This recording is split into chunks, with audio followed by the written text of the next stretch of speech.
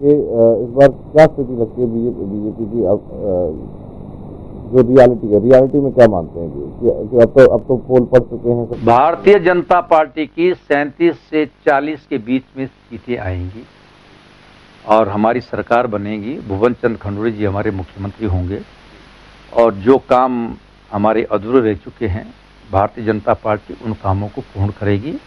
हमारा कर्तव्य सामने है। हमने कहा उत्तराखंड को हम समृद्धशाली राज्य बनाएं। हमने ये कहा उत्तराखंड को हम एक शिक्षित प्रदेश बनाएंगे, शिक्षा का हब बनाएंगे। हमने कहा उत्तराखंड को हम स्वस्थ राज्य बनाएंगे। हमने कहा उत्तराखंड को हम हरित प्रदेश बनाएंगे और हमने कहा उत्तराखंड को हम सुसंस्कारित प्रदेश बनाएंगे। अर्थात हमारी सोच है।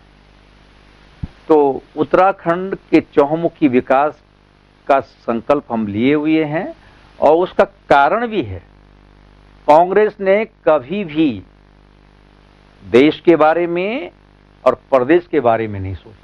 मैं ये कहना चाहता हूं उत्तराखंड के राज्य बनाने के लिए हम कांग्रेस के पास कई बार गए, प्रधानमंत्री के पास गए, कई प्रधानमंत्री के पास गए, लोकसभा में और राज्यसभा में ये बिंदु उठाए गए कि उत्तराखंड राज्य बनना चाहिए। मगर भारत के महान सपूत अटल बिहारी वाजपेयी ने उत्तराखंड की जनता की मांग को सुना और उत्तराखंड राज्य ही नहीं बनाया, उन्होंने साथ में छत्तीसगढ़ और झारखंड 3 राज्य बनाए।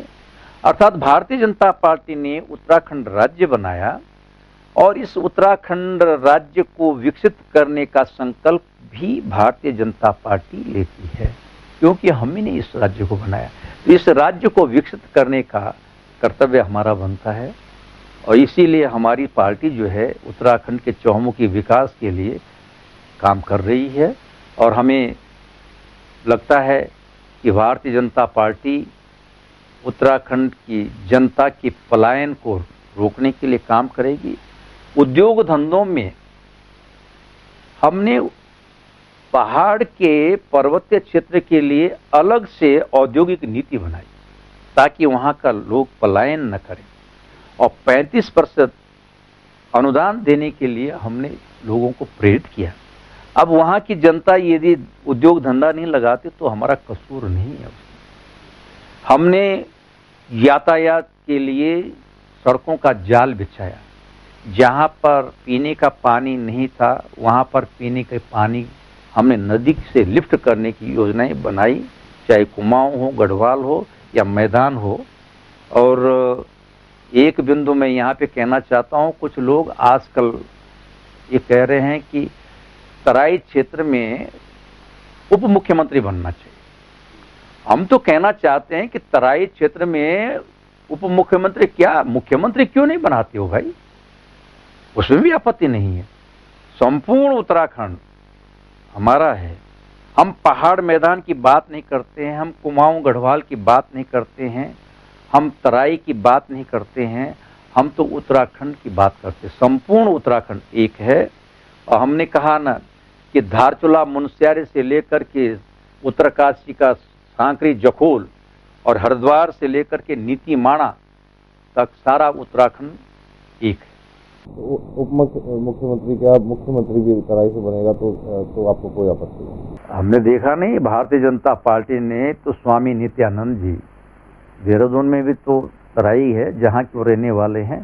तो उस समय हमने स्वामी नित्यानंद जी को प्रथम मुख्यमंत्री बनाया था। कहाँ भेदभाव है?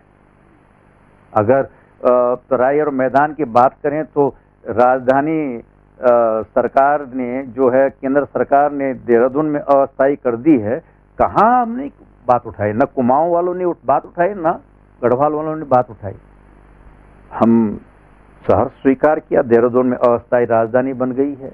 नित्यानंद स्वामी जी को मुख्यमंत्री बनाया गया, कोई आपत्ति नहीं है। तो ये ऐसा भेदभाव पहाड़ और मैदान का नहीं होना चाहिए। और ये कहिए कि संपूर्ण उत्तराखंड एक, हम तो राष्ट्रवादी हैं, हम जातिवादी नहीं, हम क्षेत्रवादी नहीं हैं। इस राष्ट्र के लिए प्राण भी देने पड़े तो हम पीछे नहीं हटते।